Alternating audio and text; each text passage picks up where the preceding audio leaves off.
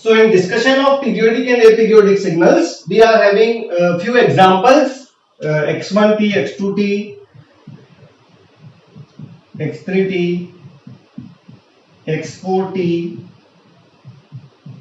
x5t and this is sixth example. 6 example है, मुझे इसमें पीरियोडिसिटी बताना है, तो let's apply the basic concept and what basic concept से let I am taking first example number 1. It's saying that function is sine of 2 pi t plus cos of under root of 3 pi t. We are interested in this. So what is time period of this function? Time period of this function is 2 pi by 2 pi. And what is time period of this function? T2 is equivalent to 2 pi by under root of 3 pi. So T1 is equivalent to 1, T2 is equivalent to 2 by root 3. So T1 by T2 is under root of 3 by 2, which is not rational number. So function is not periodic. Although these two signals are periodic, individually functions are periodic, but combined periodicity is not available. This is not periodic together. So this function is not a periodic function. This function is not periodic. Okay, let's take another example. Example number 2, it is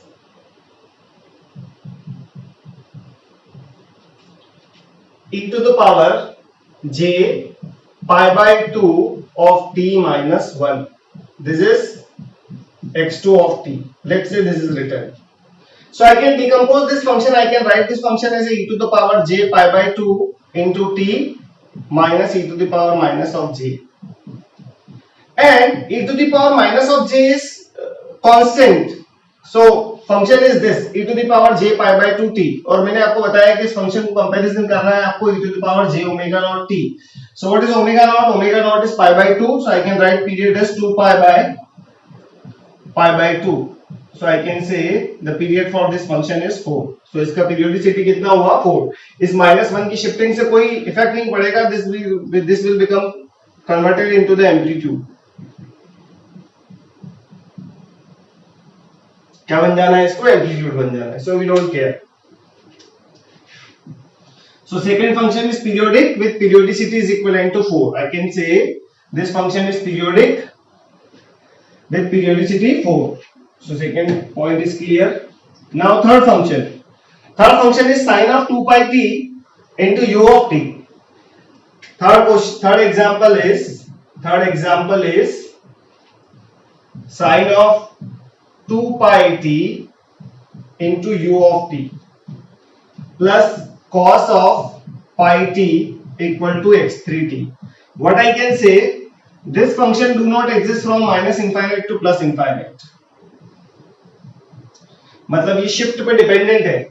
That's why and this function is periodic. So one function is not periodic. That's why combined period is not periodic. So x3t is not periodic function. क्यों? क्योंकि periodic होने के लिए इसको minus infinite से complete range में exist करना पड़ेगा. Complete range में exist नहीं करता. That's why this is not a periodic function. Now next is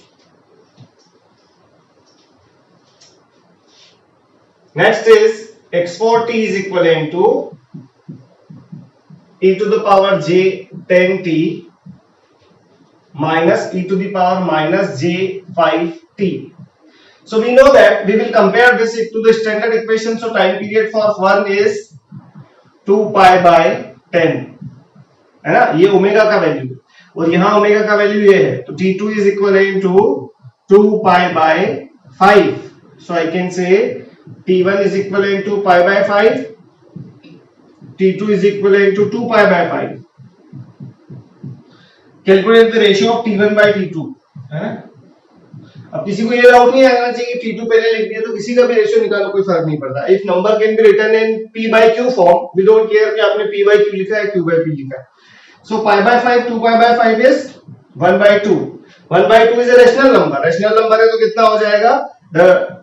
The fundamental time period will be LCM of these two numbers. So I can say pi by 5 and 2 pi by 5. So I can say pi और 2 pi का LCM आया 2 pi और 5 and 5 का SCF is 5. So what is time period? Fundamental time period of this signal is 2 pi by omega. अच्छा मैं यहाँ से मैं ओमेगा का वैल्यू भी निकाल सकता हूँ. I can say omega 1 for the signal is 10, omega 2 for the signal is 5. So complete omega is what? SCF of this omega. So what is SCF of this? दोनों में 5 कॉमन है तो 5 is SCF, highest common factor 5 SCF. इसका मतलब ये हुआ कि omega not का वैल्यू आया 5 और यहां से भी निकाल सकते हैं because time period is 2 pi by omega, so omega is 5. I have next function which is summation of three function cos of 6 pi t, cos of 65 plus sin of 8t plus e to the power j2t. So I can say first function is periodic and period is 2 pi by 6. Second function is periodic and period is 2 pi by 8. Third function is periodic and period is 2 pi by 2. So I can say the period for first function is pi by 3, period for second function is pi by 4 and period for third function is pi. So period for third function is pi. So I can write T1 by T2 and T2 by 3 ratio, all ratio because pi is available everywhere, है ना. अब आप एक बात ध्यान रखें कि एक भी ऐसा नंबर हो जो तीनों में कहीं भी आपको रेशनल दिख जाए तो फिर आपको टेस्ट लगाने की क्या जरूरत है. वो तो वैसे ही ये पीरियोडिक हो गया, लेकिन यहाँ भी पाई है, यहाँ भी पाई है, यहाँ भी पाई है, तो रेशियो में क्या हो जाएगा? कैंसिल हो जाएगा. तो आई कैन से मतलब you can go by this T1 divided by T2 is equivalent to pi by 3 divided by pi by 4. Pi cancel. T1 divided by T3 is pi by 4, pi by 3 divided by pi. तो सारे ratio कैसे हैं? Irrational. That's why I can say this function is periodic. And what is period of this function? LCM of all period T1, T2 and T3. The fundamental period is given by LCM of all periods. So I can say the first period is 2 pi by 6 means pi by 3. Second, okay, we can write directly because it is easy to calculate. 2 pi by 6, 2 pi by 8 and 2 pi by 2. So I can say the LCM of this number is LCM of numerator which is 2 pi and SCF of denominator. तो 2, 6, 8 में से जो common है वो लिख दो. So what is common? 2. So what is period of this function? T naught is equivalent to pi. और अगर मुझे निकालना है इसका फंडामेंटल फ्रीक्वेंसी तो I can say omega 1 is given as 6, omega 2 is given as 8, omega 3 is given as 2. So we are interested in SCF of this. So I can clearly say SCF of this number is equivalent to 2. ऐसा number जो सभी में common हो, ऐसा number जो सभी में common है वो कितना है? 2 सभी में कॉमन है. So we can easily find the time period. और कितने भी फंक्शन दिए हैं बहुत आसानी से LCM लगा के आप SCF लगा के फ्रीक्वेंसी और LCM लगा के टाइम पीरियड का वैल्यू कैलकुलेट कर सकते हैं. We have one more function which is x1t equal to sine of pi by 6t, okay, and x2t is sine of pi by 9 into t. What is given? We are interested in x3t, so I can write x3t is equivalent to x1t which is sine of pi by 6t and x2 is x2 of 3t. So multiply this t by 3t. 3 का multiply करेंगे तो कितना हो जाएगा? Sine of pi by 3 into t. These are two function. 3 का multiply किया, 3 और 3 cancel, so it's a pi by 3t. So I can write the value of t1 for the function is 2 pi by 6. 2 pi by 6. So I can say the t1 is equivalent to pi cancel, it's a 12. And value of t2 is 2 pi by this value, pi by 3. So I can say t2 is equivalent to 6. So what is LCM of t1 and t2? I can say the fundamental time period. क्योंकि इन दोनों का ratio निकाला मैंने तो ratio तो integer आ गया. It's a 2 divided by 6. So I can say LCM of t1 and t2 is given by 12 and 6. LCM of 12 and 6. So LCM of 12 and 6 is 12. So what is fundamental frequency for this period, time period for this function is 12. Now what is fundamental frequency? I can say omega 1 is equivalent to pi by 6. Omega 2 is equivalent to pi by 9. So I can say SCF of omega 1 and omega 2 is given as omega naught. So it's a pi by 6 and pi by 9. So in SCF, we will calculate SCF of numerator and LCM of denominator. So I can say SCF of numerator is pi, दोनों में जो common है वो pi है, और इसका denominator कितना हो जाएगा 18. 18 से 6 भी डिवाइडेड है, 9 भी डिवाइडेड है, pi by 18 is the answer. So I can say this is value of omega naught. So I can say 2 pi by t is equivalent to omega naught.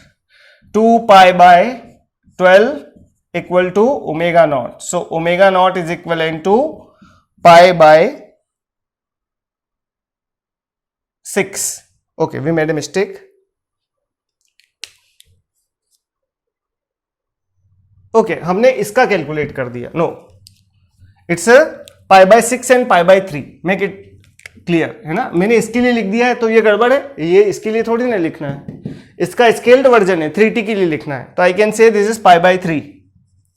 So we can say SCF of numerator which is pi and LCM of denominator which is 6. So answer is what? Pi by 6. कहीं से भी निकाल लो आप.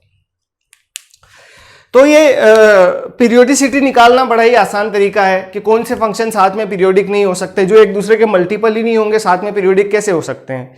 जैसे किसी signal का frequency 1 radian per second और एक सिग्नल का फ्रीक्वेंसी 1/3 रेडियन पर सेकेंड, तो बात बन सकती है कि ये है ना 3 सर्कल के बाद 3 साइकिल्स के बाद एक दूसरे से मिल जाएंगे. लेकिन किसी का अंडर रूट ऑफ पाई हो गया तो वो किसी के साथ पीरियोडिक कैसे हो सकता है. तो this is the idea for periodicity. और है ना, सारे क्वेश्चंस इन्हीं कॉन्सेप्ट पे बेस्ड होते हैं. बहुत सारे कॉन्सेप्ट सीखने की कोई जरूरत नहीं. This is the concept of LCM. आप जो एलसीएम एंड एचसीएफ आप जो पढ़ते हैं क्वांटिटी एप्टीट्यूड में, वही वाला कॉन्सेप्ट है. और वही बात भी वही कर रहे हैं कि एक आदमी एक पार्क के 4 चक्कर 5 मिनट में लगाता है, दूसरा 6 मिनट में 4 चक्कर लगाता है, तो कब मिलेंगे? तो इट्स एलसीएम पे मिल जाएंगे. Now let's take some previous year problem based on this periodicity of a signal. And what is first problem? First problem is this. We are interested in fundamental period of this signal. So we can check that this is cos function and this is again cos. दोनों function है मेरे पास periodic. अगर दो function periodic है तो I can से इनका combination भी पीरियोडिक हो सकता है if T1 by T2 ratio is rational. So I can say this is 2 pi divided by omega. Omega is given by 2 pi by 3. T2 is given by 2 pi by pi. इसका omega कितना है? Pi. So T1 is equivalent to 3 and T2 is given by 2. So we can say fundamental period of this signal is LCM of 2 and 3 which is 6. तो इसका fundamental period कितना होगा? 6.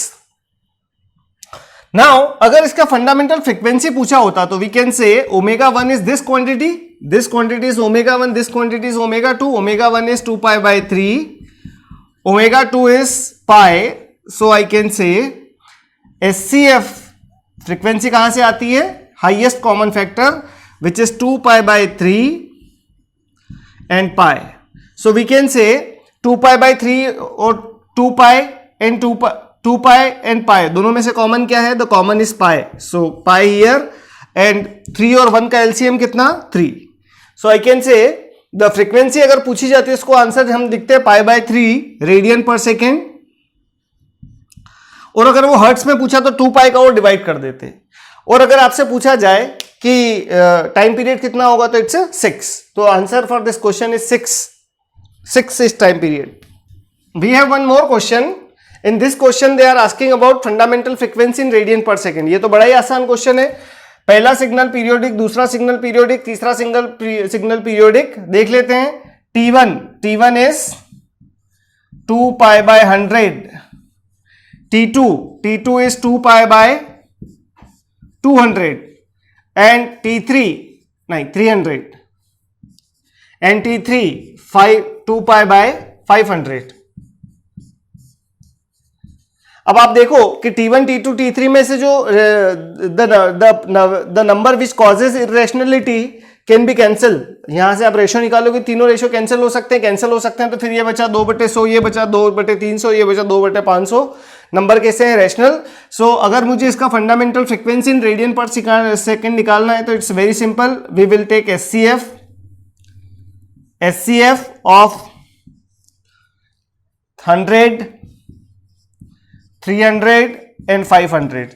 100, 300 and 500 का SCF कितना होगा? तो SCF is 100, जो सभी में कॉमन है वो नंबर कितना है? 100। So I can say the frequency is 100 radian per second. This is correct answer. तो एक क्वेश्चन और दिया है आपको, गेट 2019 हम डिस्कस कर रहे हैं द पीरियोडिसिटी, और पीरियोडिसिटी में जो क्वेश्चंस गेट में पूछे हैं उनको हम देख रहे हैं। And the question is given as in 2019 and question is 1 + 2 cos of pi t plus 3 sin of 2π/3 into t plus 4 cos of π/2 into t plus π/4। ये क्वेश्चन दिया है।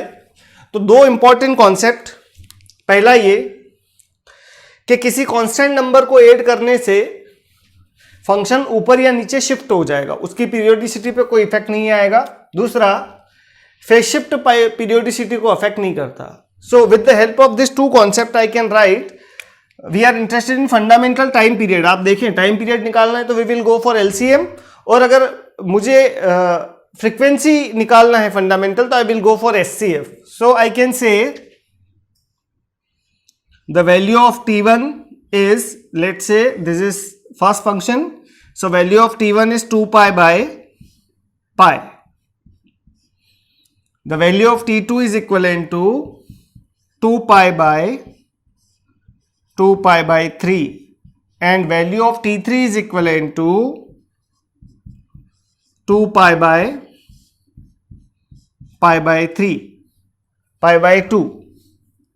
मैंने क्या किया, पहले सिग्नल का ओमेगा निकाल लिया, तो I can say the ω1 is equivalent to pi, ω2 is equivalent to 2π/3 and ω3 equal to π/2। we are having three frequencies, so there are three time periods, so I can say the T1 is equivalent to 2, I will not consider the, because this is DC shift, this value is T2 is equivalent to 3 and T3 is given as 4।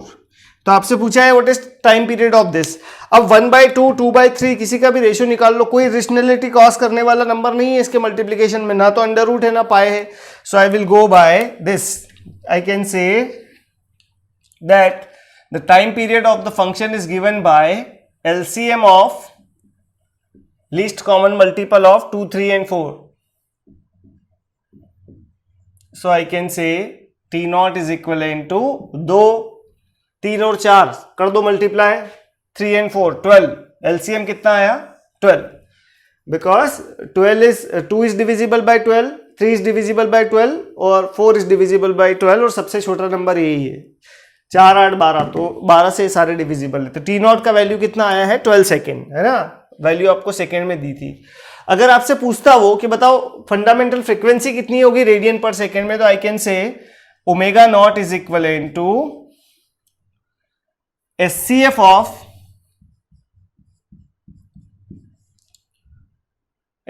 of pi 2π/3 and π/2। So 3 number का SCF निकालना है तो numerator का SCF और denominator का LCM निकाल लो। तो numerator का SCF सभी में क्या कॉमन है? पाई इज कॉमन, और नीचे का LCM लेना है तो 1, 2, 3 का LCM कितना? 6। So what is ω0? ω0 is equivalent to 6, और I can write 2π/T0 is equivalent to π/6, pi cancel, so T0 is equivalent to 12। यहां से भी निकाल लो, यहां से निकाल लो, जहां से निकालना है वहां से निकाल लो, आंसर सभी तरीके से आ जाएगा। और अगर आपसे पूछा कि F0 कितना होगा फंडामेंटल फ्रीक्वेंसी इन हर्ट्ज, तो it's 1/12 hertz, this is 1/12 hertz. तो this is answer for the question. इस क्वेश्चन में आपसे पूछा था कि फंडामेंटल टाइम पीरियड कितना है, तो answer is 12 second. So gate में जो क्वेश्चंस पूछे हैं पीरियोडिसिटी से, उसके 2 और एग्जाम्पल मैंने लिए हैं, And what first example is saying? First example saying is Fourier series of a periodic signal is given. Fourier series discussion में आने वाला है. सिग्नल एंड सिस्टम में हमें Fourier series पढ़ना है, तो देखेंगे हम Fourier series का मतलब क्या होता है. And what is given? xt is given as 1.2 pi of t, cos of 2 pi t, cos of 2.8 pi of t.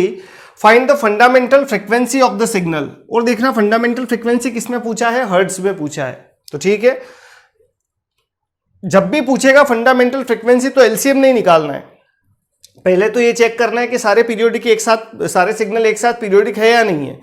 तो बड़ा आसान तरीका है, सभी में पाई पाई पाई आ रहा है, इसका मतलब सभी से कैंसिल होने वाला सिग्नल इज पीरियोडिक टुगेदर. या यहाँ कोई अंडर रूट तो नहीं आ रहा है, या कोई यहाँ पे अंडर रूट पाई तो नहीं आ रहा है. ऐसा अगर नहीं आता है तो signal is periodic because individually this signals are periodic. Now fundamental frequency पूछी है हर्ट्ज में, तो दो तरीके हैं. क्या एक तो आप ओमेगा 1, ओमेगा 2, ओमेगा 3 का डायरेक्ट एलसीएम निकाल लें या एफ का एलसीएम निकाल लें. दोनों तरीके से आंसर सेम आएगा. तो I can say the period for first function is given bye 1.2 pi divided by 2 pi by omega, and omega is what? 1.2 pi. T2 will be 2 pi by omega, so it's a 2 pi by 2 pi, and T3 will be 2 pi by 2.8 pi. देखें पाई पाई सारे से cancel, तो ये कैसा हुआ? T1 by T2 to T1 by T3 सभी का ratio निकाल लो. All this ratios are rational ratios, है ना. T1 by T2 this is rational, तो आप निकाल सकते हैं, कोई प्रॉब्लम नहीं है. रेशनल, और यहां देख लें आपके the number which causes irrationality is common in everywhere, तो उसको कैंसिल भी हो जाएगा, कोई प्रॉब्लम नहीं है. हाँ, अगर यहां पाई होता, यहां पाई नहीं होता तब प्रॉब्लम थी. एनीवेज, तो सिग्नल इज पीरियोडिक टुगेदर. अब मैं एक काम करता हूं कि ओमेगा दिया है और आपको पता है कि omega is equal to 2 into pi into F. So can I say omega divided by 2 pi is F. तो मैं डायरेक्ट या तो इसी का एलसीएम ले लेता हूं. तो कितना नंबर है मेरे पास? एलसीएम ऑफ, यहां से आ जाएगा ओमेगा नॉट, तो आई कैन से एलसीएम ऑफ 1.2 इंटू पाई. एक और नंबर है मेरे पास 2 पाई, और एक और नंबर है 2.8 पाई. अब आपसे पूछा है कि बताओ इसका एलसीएम कितना होगा, तो we can say pi, pi and pi. Pi is common, so I will take pi, not LCM. Frequency है तो क्या लेना पड़ेगा? देखो ये गलती नहीं करना है. This is SCF. तो SCF कितना लेंगे? पाई, पाई एंड पाई, तो LCM is SCF is pi. और इन सभी में से कॉमन नंबर क्या है? 0.2 is common. 0.2 6 0.2 into 10 and 0.2 into 14 is this. 0.2 से आगे वाला कोई नंबर नहीं है, 0.4 भी नहीं है. 0.4 से कोई है ना, तो हमको तो मिनिमम नंबर चाहिए जो सभी में कॉमन हो. हाईएस्ट कॉमन मल्टीपल है ना, तो हाईएस्ट कॉमन मल्टीपल, इसमें से हाईएस्ट क्या कॉमन लिया जा सकता है? तो we can take 0.2 common from this. अगर 0.2 कॉमन लिया जा सकता है तो ये आया किसका वैल्यू? ओमेगा नॉट का value. In what you are interested? You are interested in F. तो आई कैन से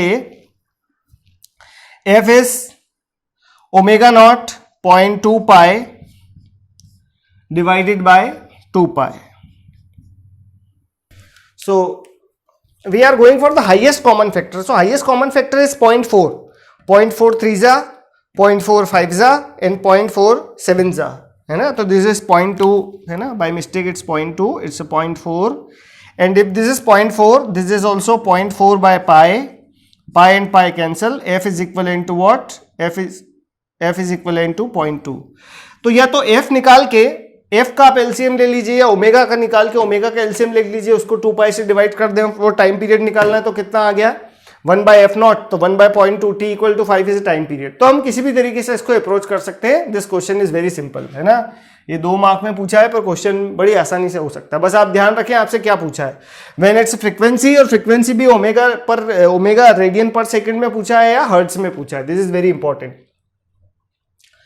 now we have one more question. In this question, consider the periodic signal this. अब आपको साइन और cosine का multiple बताया है question में. We have, ये AM का इक्वेशन है, जो EC वाले लोग हैं AM में पढ़ेंगे इसको एम्पलीट्यूड मॉड्यूलेशन में. This is standard equation for amplitude DSB amplitude modulated signal, where T in second the frequency in hertz बताना है आपको, है ना. यहां भी फ्रीक्वेंसी बताना है, तो फ्रीक्वेंसी बताने के लिए क्या करेंगे आप, फ्रीक्वेंसी बताने के लिए again I have to go for SCF. अच्छा, मैंने आपको जब बताया था कॉन्सेप्ट इसका, तो मैंने बताया था कि जब आप साइन ओमेगा 1 का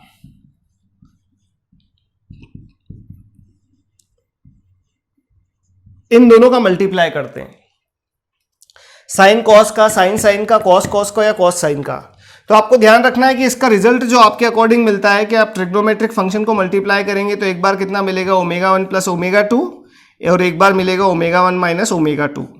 तो हम डायरेक्ट ही उसका पीरियड लिख लेंगे, उसके लिए हमें कोई फॉर्मूला बाजी करने की जरूरत नहीं है, है ना. यहाँ ये जानना जरूरी नहीं कि कॉस ए कॉस बी का फॉर्मूला है ना क्या होगा, क्योंकि दोनों से जो भी आएगा उसमें ऑपरेटर कैसा होगा, जैसे cos A cos B is what, sine of A minus B minus sine A plus B.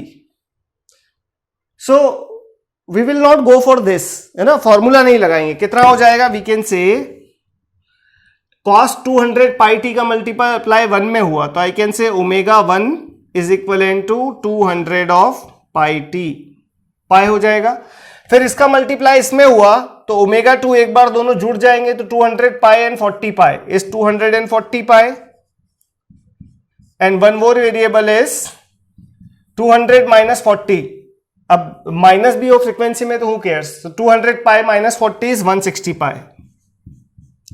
क्या ये पीरियोडिक है, निकाल लो रेशियो, सभी में पाई है मतलब पीरियोडिक, कोई इरेशनलिटी कॉज करने वाला नंबर नहीं. ओमेगा 1 बाय ओमेगा 2 का रेशियो निकालो, ओमेगा 1 बाय ओमेगा 3 का रेशियो निकालो, दिस विल वर्क, है ना. अरे टाइम का रेशियो निकाला जा सकता तो इसका भी तो निकाला ही जा सकता है, वो रेशनली आएगा. तो I can say omega naught is SCF of 200 pi, 240 pi and 160 pi. So can I say the SCF of this number is pi is common और यहां से 40 is common. So 40 pi is value of omega naught. So I can say F naught is equivalent to 40 pi divided by 2 pi which is 20. So what is the answer for this? 20 hertz is correct answer for the question, है ना. तो बड़ी आसानी से calculate किए जा सकते हैं सभी के time period. So now we are having two more problems, one from electrical, one from electronics and communication. The periodic signal xt is shown in figure. The fundamental frequency of xt का fundamental frequency पूछा है, तो आप क्या करें, इसका time period निकाल लें. इसका टाइम पीरियड कितना दिया है, 0 1 2, मतलब हर 1 सेकेंड के बाद ये अपने आप को क्या करेगा, time is given in second, तो हर 1 सेकेंड के बाद ये अपने आप को रिपीट करेगा. तो time period of the signal is equivalent to 1 and 1 upon time period is known as equivalent to F naught. So I can say the frequency of this signal is 1 hertz. 1 mark question है, बड़ी आसानी से बन जाता है ना. Next, which of the following signals are periodic, है ना. इनमें से कौन से फॉलोइंग सिग्नल्स पीरियोडिक हैं, इनमें से कौन कौन से सिग्नल पीरियोडिक है. यहां देखें, omega 1 is equivalent to 2, omega 2 is equivalent to 3, omega 3 is equivalent to 5. मैं अगर इनकी बात करूं, omega 1 by omega 2, omega 1 by omega 3, omega 2 by omega 3, किसी भी कॉम्बिनेशन की बात करूं तो this combination is complete rational because 2 by 3 is rational, 2 by 5 is rational, 3 by 5 is rational. या आप एक बात का ध्यान रखें कि यहां कोई पाए या अंडर रूट नहीं आता है, तो दिस सिग्नल आता है तो फिर सभी में आना चाहिए, नहीं आता है तो फिर किसी में नहीं आना चाहिए. अगर ऐसा है तो ये सिग्नल कैसा है, this signal is a periodic signal, है ना, कोई प्रॉब्लम नहीं है. e to the power j omega. अच्छा, इसका अगर ये पीरियोडिक सिग्नल है तो इसका ओमेगा नॉट कितना होगा, आई can say omega naught for this function is SCF of 2 3 and 5. So SCF of 2 3 5 is what, 1. अब आप और तरीके से भी निकाल के देख सकते हैं. I can go by this, the time period is given by 2 pi by 2,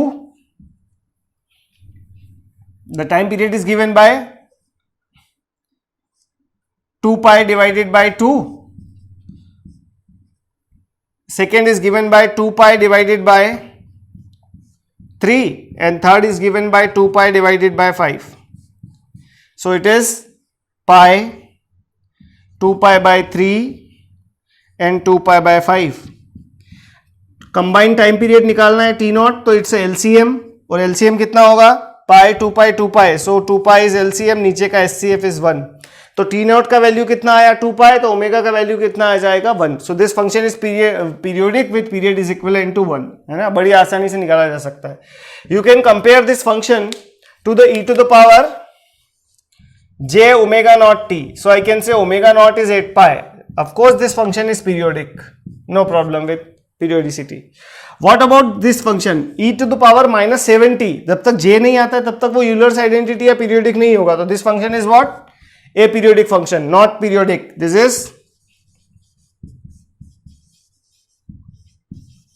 this is not periodic because one function is not periodic. और what about next? Next में क्या दिया है cos 2t into cos 4t, so I can say omega 1 is addition of this two frequency, the multiple में हो तो it's a 6, और minus of this two frequency omega 2 is what 4 minus 2 is 2. इनका देखिए omega 1 by omega 2 is 3, so 3 is a rational number, so we can say that this function is periodic, और periodic होके इसका HCF कितना आएगा 2, तो इसका पीरियड आएगा fundamental frequency 2 radian per second, है ना, radian per second is the answer. तो ये सारे क्वेश्चंस थे जो गेट में पूछे जाते हैं, बड़े ही आसान क्वेश्चंस हैं, कोई प्रॉब्लम नहीं किसी को भी करने में, बस आप इतना ध्यान रखें कि दो अगर ट्रिग्नोमेट्रिक फंक्शन का मल्टीप्लाई करते हैं तो उसके ऊपर जो ऑपरेटर लगेगा वो ट्रिग्नोमेट्रिक ऑपरेटर ही लगेगा, तो आप उनको डायरेक्ट सॉल्व कर सकते हैं, कोई फॉर्मूला की जरूरत नहीं है।